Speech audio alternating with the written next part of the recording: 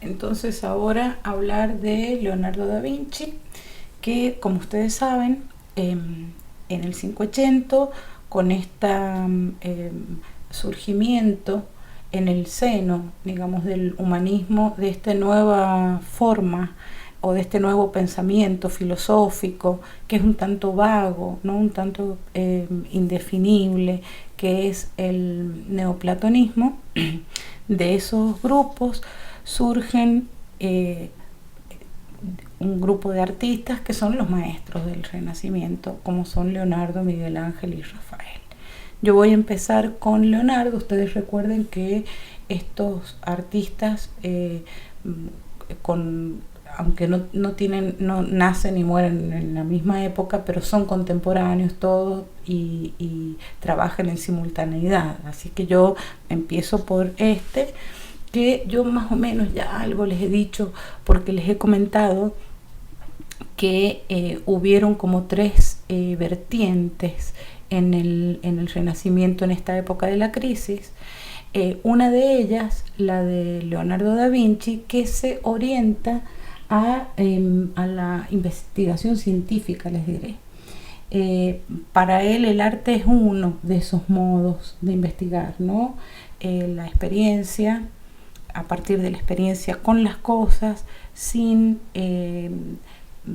juicios a priori o sin tomar en cuenta los conocimientos previos culturales, sino enfrentándose él a la naturaleza y tomando de allí sus apuntes. Esto vamos a ir desarrollándolo a lo largo del video. Para empezar, les voy a mostrar esta obra que es el Bautismo de Cristo, que es un óleo de Verrocchio. Verrocchio es el maestro de Leonardo. En el taller del Verrocchio es donde aprende, digamos, el oficio, y lo ponen a trabajar por primera vez, a pintar por primera vez, a colaborar en uno de los cuadros de Verrocchio en este. Si ustedes lo ven, van a ver que no el dinamismo que tiene lo que ha pintado Leonardo es distinto de la rigidez que esto tiene. Fíjense que tiene un toque rígido, con la luz diáfana, con las estructuras de la construcción del espacio típicas del Renacimiento pleno, porque Verrocchio es, como les dije, es el maestro de él, tiene un taller muy importante al que le hacen muchísimos encargos. Y cuando, digamos, se le atribuye a él como primera aparición en el mundo de la pintura, en esta obra, colaborando, digamos, o haciendo su trabajo de aprendizaje en el taller del Verrocchio. Ahora, bueno, ¿qué de todo esto ha pintado Leonardo y cómo se sabe? Y a pesar de que era muy joven, se sabe que él pintó este personaje. Y que, si ustedes observan el modo en el que está tratado el claroscuro acá, ¿no? O el pelo, ese como un poco más de dinamismo, ¿no? En relación con la pintura en general, se ve, viéndolo de cerca, digamos, muchísimo más dinámico esto que todo lo demás. Todo lo demás se ve extremadamente rígido. Él hace un tratamiento con la luz, aunque es un aprendiz, ¿no? Que es un poco más cercana a la luz natural. No es, fíjense que trabaja con este claroscuro, y fíjense los focos de luz, cómo lo hace iluminado de abajo, ¿no? En las orillas, o cómo hace el tratamiento del pelo, que tiene su propio peso y tiene partes más oscuras, más claras, pero digamos con un toque, porque esto lo hace, como les digo, siendo muy joven, con un toque atmosférico más notable que la cuestión de la luz clara, diáfana, de claridad absoluta, ¿no? Que tiene como característica propia el Renacimiento pleno. Pero ahí no termina. nosotros sabemos que las características del renacimiento pleno, entre ellas, hay una subordinación de todas las partes al todo. Y por eso es que lo que está lejos y lo que está cerca se define con la misma nitidez. Fíjense en un detalle, ¿no? Esto es lo que se presupone que ha pintado Leonardo, y esto también, esa parte que tienen ustedes allí. Fíjense cómo la ha hecho. Fíjense lo que ha hecho. Allí hay una observación del paisaje que con una serie de matices, fíjense las caídas de agua que hay ahí, ¿no? Se ven las caídas de agua, pero no con la nitidez que estamos acostumbrados en el Renacimiento pleno, no con esa nitidez, porque acá él trabaja con una serie de matices que diluyen las formas lejanas. Eso es un camino, estas dos cuestiones, ¿no? La de el tratamiento del, vamos a decir por ahora, el claro oscuro, y esta dilución de las figuras que se van hacia el fondo. Tenemos acá la Virgen del Clavel, que es también una obra de él, en la que aparece la Virgen con el niño. La Virgen tiene un clavel, hay un florero, hay ahí una especie de balcón con unas ventanas y se ve el fondo. Ahí mismo ustedes ya se pueden dar cuenta que, a pesar de la estructura organizada, de la forma única, de la estructura del espacio con los distintos planos, acá adelante va uno, el segundo plano sería acá, la veduta, todas estas cosas son propias del Renacimiento, inclusive la delimitación de las formas, ¿no? Sin embargo, cuando ustedes miran ese paisaje allá atrás, ya se pueden dar cuenta de que hay un trabajo digamos, para plasmar la realidad muy distinto a lo que hemos venido viendo en el 480. Para eso, para armar este espacio, ¿qué es lo que ha hecho él? Acá no hay luz diáfana. Tal vez haya luz diáfana ahí afuera, ¿no? Sin embargo, hay dos focos de luz, uno el de afuera y otro el de adentro. Los detalles, si ustedes se fijan en el tratamiento de los paños, muy livianos, muy vaporosos, les diré, con muchísimo movimiento en contraposición con aquella rigidez propia y esa, ¿cómo les diré?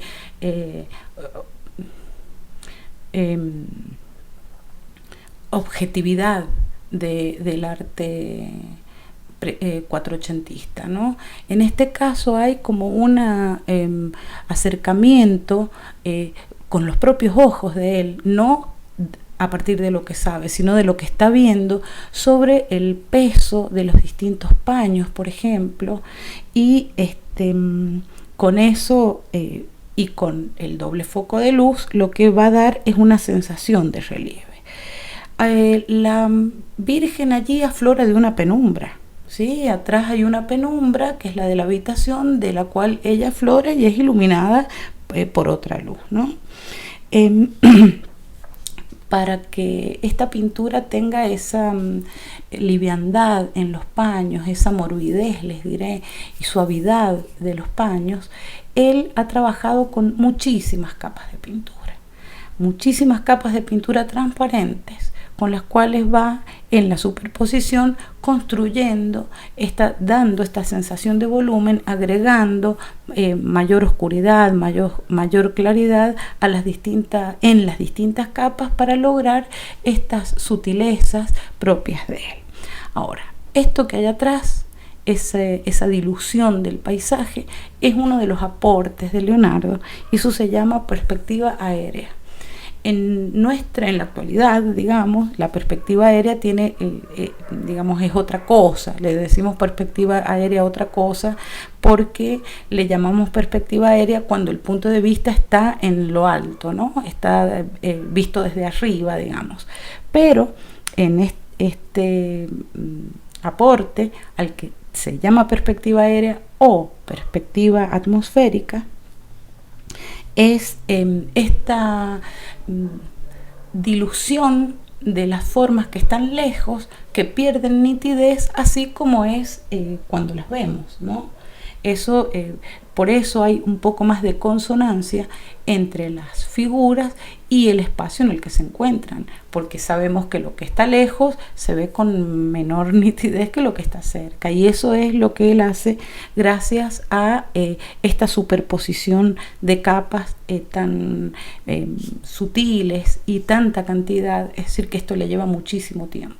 Por eso las obras de él en general están muy craqueladas, porque por ahí se apura y sobre las capas que no están absolutamente secas sigue pintando capa sobre capa, y entonces si se seca primero arriba y abajo no, se quiebran, ¿no? Bueno, acá tenemos esta anunciación, posiblemente era de una predela, de algún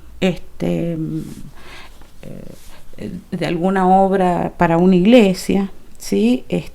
Y aparentemente no lo ha pintado entera, él ha pintado algunas partes y posiblemente, o la mayor parte, y posiblemente ha sido ayudado, digamos, o hay mano también de Ghirlandaio. Podemos ver a la Virgen que está leyendo, tiene puesto el libro sobre un sarcófago que posiblemente haya sido una obra de, bueno, no me acuerdo en este momento, ya me voy a acordar. Aparece el ángel, fíjense que están como en una especie de villa italiana, de una casa italiana, hay una habitación ahí. Recuerden que siempre en el momento de la anunciación, generalmente en los cuadros la Virgen está en una habitación o en un interior y viene el ángel y le da la noticia. En este caso está en un exterior. En general a él le interesan mucho estas relaciones entre las figuras y el paisaje que los rodea. Pero aparece, sin embargo, la puerta en la que abre y que se ve la cama ahí adentro. Bueno, está el ángel que, si se fijan bien, acaba de aterrizar y tiene una sombra. Fíjense la sombra que tiene. Eso indica que tiene un cuerpo, que tiene un peso, que tiene una masa, y que cuando hablamos de la pintura con luz diáfana, estas sombras nunca aparecen. Es decir, que él está basando su pintura en un análisis de su propia experiencia en relación con las cosas y las sombras que proyectan en este caso. Lo mismo que si miran hacia atrás, van a ver ustedes allí el paisaje que se desdibuja hacia el fondo, porque ahí hace uso de lo que hemos dicho que es la perspectiva aérea. Si las alas estas del pájaro son un poco duras, fíjense esta parte de acá, porque en realidad esto se lo han agregado, las alas terminaban ahí y era más lógico, porque si tienen las alas así de desplegadas es que todavía está por aletear. En cambio, si tenían las alas más cortas, están como recogidas porque es en el momento del aterrizaje, ¿no? Además, si se fijan, no sé si en esta imagen se ve, pero las plantas están movidas por el aire en el momento en el que el ángel baja, ¿no? Esta cabeza, no sé si la tengo ahí se ve, ven, ahí se ven las plantas todas movidas con distintas direcciones, y es por el movimiento del aire, ¿no? de cuando baja el ángel. La cabeza, sin embargo, no tiene los detalles realistas, así como él es capaz, ¿no? Aparentemente no ha sido pintada por él. Fíjense que es mucho más dura, es muchísimo más dura. Ustedes verán los colores de esta imagen, esta y esta, que son totalmente distintos. Yo no he visto esta pintura, y como las han restaurado, muchas veces aparecen de un color y otro, y además en internet ustedes sabrán que aparecen de 1000 colores, ¿no? Bueno, pero si se fijan bien, el tratamiento está demasiado recortado, es un poco duro, lo mismo que el pelo, y eso no es propio de Leonardo. Esto sí es propio de Leonardo, o esto. Fíjense el tratamiento de las alas, y de hecho como les digo, las alas llegan hasta ahí, las que ha pintado Leonardo. Esto es un agregado y es extremadamente duro para hacer de él, porque la morbidez, la suavidad es parte de su estilo, ¿no? Y además esto no responde a ningún pájaro, y esta parte de las alas sí, porque él no solo se interesa por la forma o la estructura de la figura humana, sino por todas las formas de la naturaleza. Ahí lo tienen más cerca, y ahí sí, en esta sí se pueden ver el detalle con el que ha trabajado las alas, que entre esto y esto hay una gran diferencia. Entonces esta obra no es una obra pintada exclusivamente por él, sino en colaboración. Este es uno de los estudios que hace para los paños, para el paño del ángel, ¿no? Y parece que este estudio era muy profundo, muy profundo. Parece que él lo elaboraba en yeso a la figura, elaboraba la figura en yeso y después le pegaba la tela encima y hacía los pliegues y de ahí las iba copiando, ¿no? Es decir que es un trabajo bastante obsesivo para lograr el plasmar o reflejar una realidad más allá de representarla, porque en este caso nadie puede decir que esto no sea una representación de la realidad. Sin embargo, en esto hay una plasmación más táctil, les diré, más propia de nuestra experiencia frente a los fenómenos de la naturaleza, ¿no? Entonces ahí tienen ustedes estos estudios que él hace para para la construcción de los cuadros. Esta estructura, aparentemente, no me acordaba recién, es una imitación, digamos, una representación, una copia de un sarcófago hecho por Verrocchio. Él aparentemente toma un elemento conocido por él, en el que apoya el atril donde está el libro de la Virgen. Fíjense lo que pasa acá. Aparentemente tiene 3 piernas, y en realidad es el respaldo, pero eso es para darle movimiento. Su interés es el movimiento de las formas en el espacio. Recuerden que tanto Botticelli como Leonardo van en ese camino en búsqueda del movimiento para alejarse de la rigidez de lo preestablecido en el 480. Como les dije, hacia atrás encontramos estos cipreses que aparecen como columnas, como ejes verticales que le dan cierto ritmo a la composición, y al final y allá atrás está esta perspectiva aérea o esta perspectiva atmosférica de las que les vengo hablando, y que es uno de los aportes a la historia del arte que hace Leonardo. La Virgen, como ustedes verán, está ubicada en el límite entre lo abierto y una especie de cavidad, e inclusive está ahí la habitación. Esto está un poco más en sombra que todo esto, inclusive se ve allí la sombra y la sombra de ella, ¿no? Como que la envuelven, más que la envuelven, la rozan, ¿sí? Con una especie de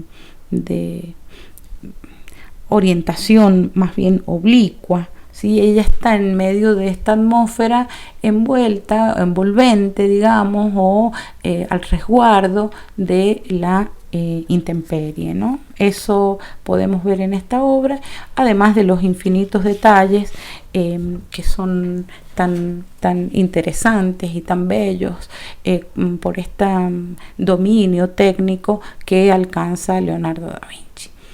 Bueno, ahí tienen un detalle, no se ve muy bien, pero para que se fijen en el tratamiento minucioso acá se ve mejor, el tratamiento minucioso de cada una de las cosas, ¿no? Eso nos recuerda de alguna manera a los pintores del norte de Europa, ¿no? Fíjense todas las letras escritas, las páginas, ven lo transparente de esto. Eso es capa sobre capa de pintura para lograr esa gracia que tiene Leonardo. Ahora les voy a mostrar este dibujo. esta es la primera obra o la más antigua atribuida el 100% a él. Él tiene una grandísima cantidad de dibujos que vamos a ver algunos ahora. Y fíjense cómo no solo en la pintura, sino en el dibujo también hay este efecto atmosférico, ¿no? Hay esta perspectiva aérea, ¿no? Fíjense cómo hay menos grado de nitidez en lo que se va a la lejanía, cómo se pierde, y más claridad, les diré, en las formas que están más cercanas. Lo que se va al fondo se hace un poco más pálido, les diré. En las pinturas se hace más azulado, ¿no? O más nebuloso. Acá se hace menos distinguible porque es más pálido. Y distingue, ya lo hemos visto en las pinturas, pero ahora lo vemos en el dibujo, distancias, ¿no? Las que están muy lejos, las medianas y las que están más cerca. Ahora, este paisaje tiene luz, en el dibujo tiene luz, y es una luz densa y vibrante. Fíjense que los trazos que él hace no delimitan los contornos de las cosas. Y más que las cosas, lo que él quiere abordar es esta atmósfera llena de espacio y también llena de movimiento. Si ustedes se fijan, los árboles están en todos los movimientos, en todas las direcciones, y se funden uno con el otro. Bueno, ese movimiento hace que la atmósfera o que la espacialidad no sea totalmente transparente, ¿sí? Esto de acá que hace todo este movimiento, eso lo hace difuso, y esa es una característica de él que, digamos, rompe o va en el camino de la ruptura con la claridad absoluta y con la forma lineal que delimita y recorta la forma del 480. Bueno, acá les voy a mostrar una pintura de él, ¿no? Una pintura que es de Ginevra Benci. Ustedes verán que es un retrato que con una figura en muy primer plano, con el paisaje allá atrás. Fíjense ahí que no solo se hace más pálido en la lejanía, el espacio, sino que además se hace más azulado y nebuloso. Eso es Leonardo, ¿sí? Él considera que el aire está conformado por una serie de corpúsculos que son las moléculas, pero en esa época nadie conocía lo de las moléculas, pero él, por su capacidad, su sensibilidad visual, se daba cuenta que a lo largo del espacio el ojo no permite ver con la nitidez que se ve de cerca, y que además los colores también son interferidos por esta densidad del aire, que el aire no es nada para él, sino que el aire está conformado, como les digo, por estos corpúsculos, que lo que quiere decir que tiene sustancia. Y si tiene sustancia, en la acumulación de esa sustancia, aunque sea liviana y aunque sea invisible, en la acumulación de esa sustancia es que los colores varían en la lejanía. Entonces él tiene no solo una perspectiva atmosférica, sino que también crea lo que se llama perspectiva del color. Y eso es otro de sus grandísimos aportes, ¿no? Bueno, acá vemos que hay una representación de un matorral, está pegada como un matorral. Nuevamente tiene estos dos focos de luz, un foco adelante, otro atrás. No sé si les hace acordar de alguna manera a la primavera de Botticelli, en la que las figuras tenían luz propia. En este caso está iluminada, no proviene de ella la luz. En las otras sí. Sin embargo, eran claras sobre fondos oscuros, casi negros, que tenían por detrás otro espacio iluminado. ¿Se acuerdan que ese era el orden, luz, oscuridad, que daba Botticelli para construir un espacio sin el uso de la perspectiva? Bueno, él hace de alguna manera. En este caso es un enebro, esta es una planta de enebro, y de alguna manera él con este retrato polemiza con Botticelli, ¿sí? Sería como que se opone, porque aunque está un poco oblicua, pero al estar justo en el centro, digamos, por la composición, más bien parece una imagen frontal, ¿no? Y fíjense que los perfiles lineales, fíjense, los contornos son claros, pero no están dibujados como los de Botticelli. Fíjense la cara cómo se va hacia el pelo, pero no hay una línea marcada como hemos visto en las pinturas de Botticelli. Lo mismo que acá en la cabeza. Fíjense cómo de pronto el negro del enebro se funde con esto. Bueno, esos perfiles lineales los empieza a eliminar. Leonardo, y en Botticelli, con esta actitud dibujística, eso es algo fundamental, ¿no? Lo mismo que, no sé si recuerdan a la Simonetta, a las representaciones de la Simonetta, tanto en las Gracias o en Flora, que era con ese rostro alargado, ese rostro bello, ¿no? Alargado, y el claroscuro hacia el interior del contorno. En este caso es un rostro ancho, les diré, es un rostro ancho, es un rostro grueso, la figura es gruesa si la comparamos con Botticelli, ¿no? Y entonces él no va a usar el claroscuro en este caso, sino que lo que va a empezar a desarrollar es lo que se llama el sfumato o sfumato, que quiere decir el difuminado. Ese es el tercer gran aporte a la pintura, que es un tratamiento como si fuese claro oscuro, pero es como ahumado, ¿no? Como si fuese brumoso, y como si él diluyera un color en otro a partir de esas infinitas capas, que es distinto del claro oscuro que se hace con la mezcla de colores con pocas capas. Entonces, en este caso, él lo que va a contrastar es va a contrastar con el ideal de belleza de Botticelli. Sepan ustedes que Botticelli y Leonardo eran amigos, después se separan, eran amigos en la juventud, cuando se quedaron sin trabajo en una época hasta tuvieron un restaurante juntos que se llamaba La Taberna de Leonardo y Sandro. Han sido amigos, han compartido y han pensado en el arte y hablado de estas cosas. Entonces es bastante aceptable considerar que se opongan, siendo los dos personas críticas, digamos, que no se suman a lo preestablecido, sino que se salen de los márgenes, ¿no? Son poco ortodoxos los dos. Entonces es muy posible o bastante creíble que uno se oponga, digamos, o que rivalice o que contraste o polemice con las ideas del otro. Les muestro rápidamente el San Jerónimo. Esta es una pintura que de alguna manera nos parece inacabada, ¿no? Es un cartón que yo creo que se lo encargan y él lo deja en este nivel, en este momento, digamos, de la pintura. No profundiza, no la acaba, no que no profundice, no la acaba. Yo creo que para él ya estaba terminada, ¿no? Y es una pintura con 1000 historias re interesantes. Por ejemplo, no sé si ustedes logran ver por ahí un cuadrado, como una línea cuadrada, porque eso lo encontraron en un taburete de un zapatero.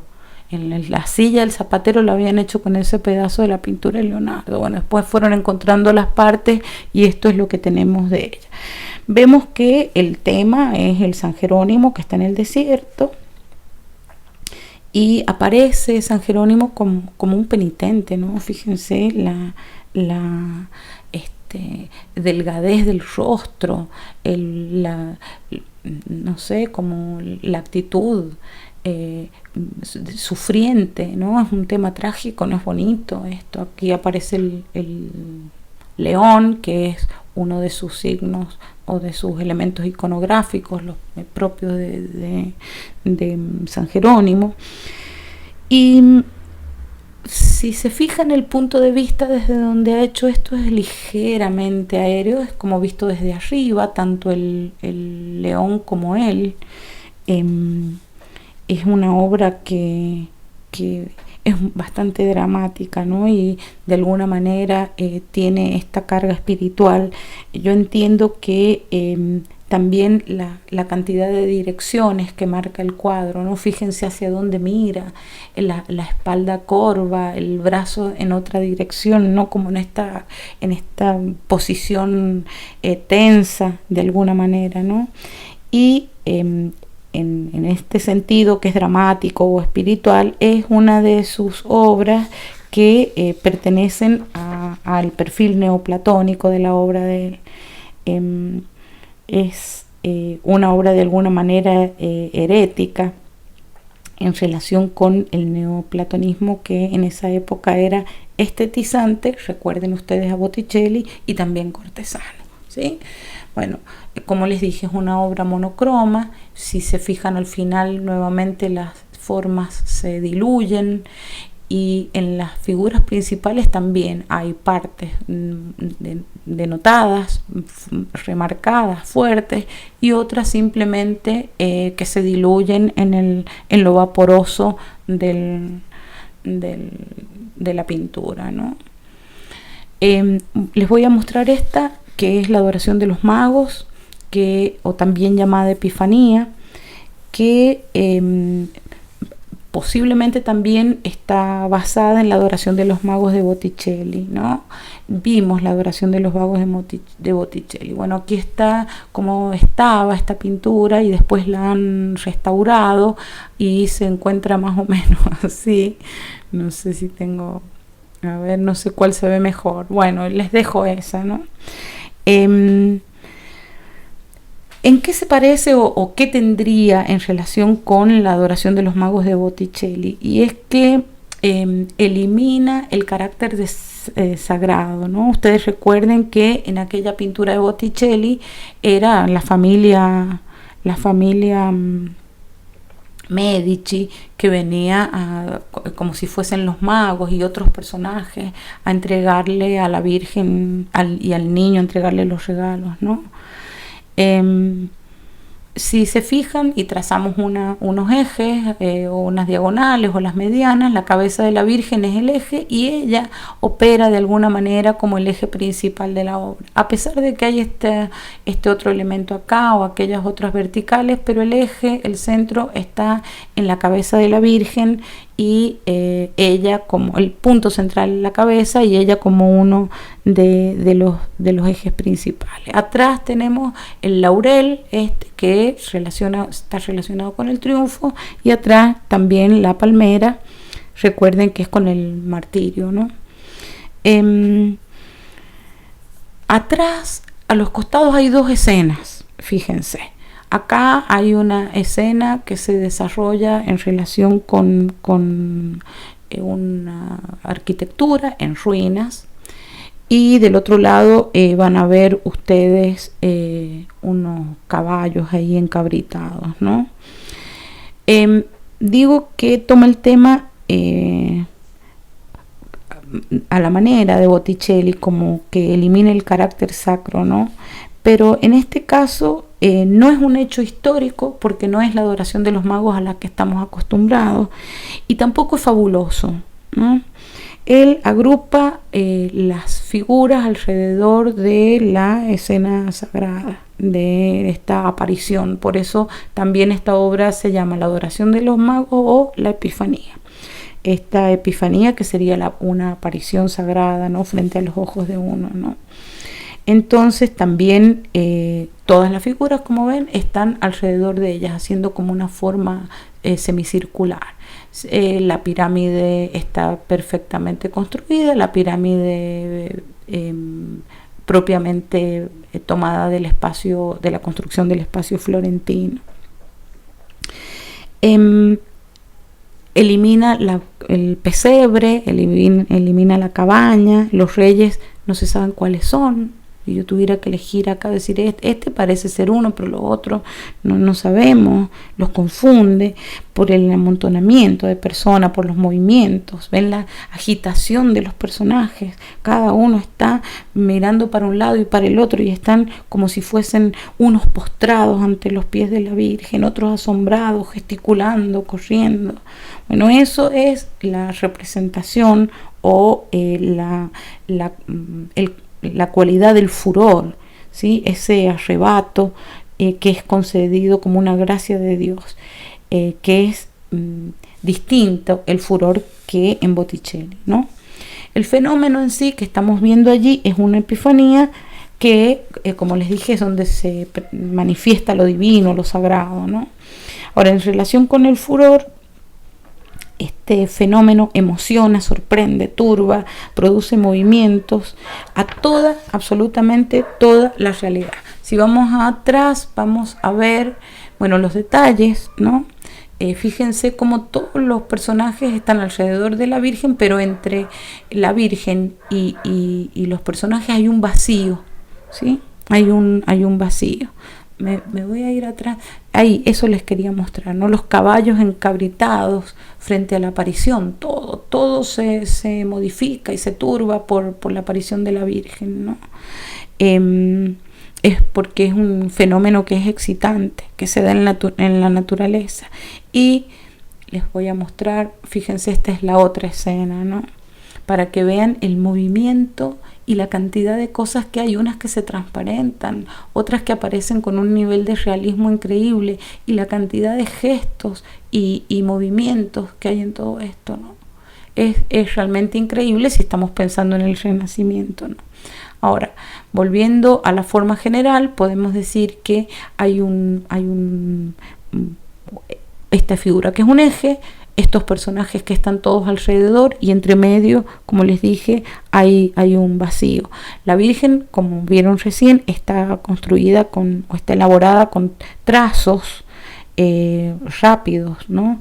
Y alrededor de ella hay como una especie de remolino, un torbellino de gente. Ese vacío que hay acá opera, digamos, como una barrera invisible. El movimiento de alguna manera se percibe como incompleto, porque nada es completo, ¿no?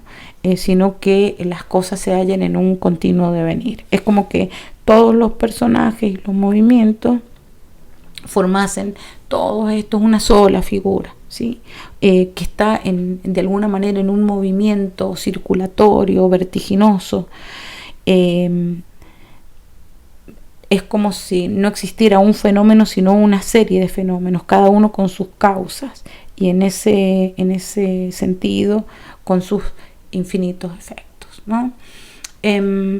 Aquí les muestro para que vean la rapidez con la que he dibujado esto, el detenimiento con lo que he hecho esto, ¿no? Cómo trabaja allí ya el esfumato en las figuras donde pone el ojo, ¿no?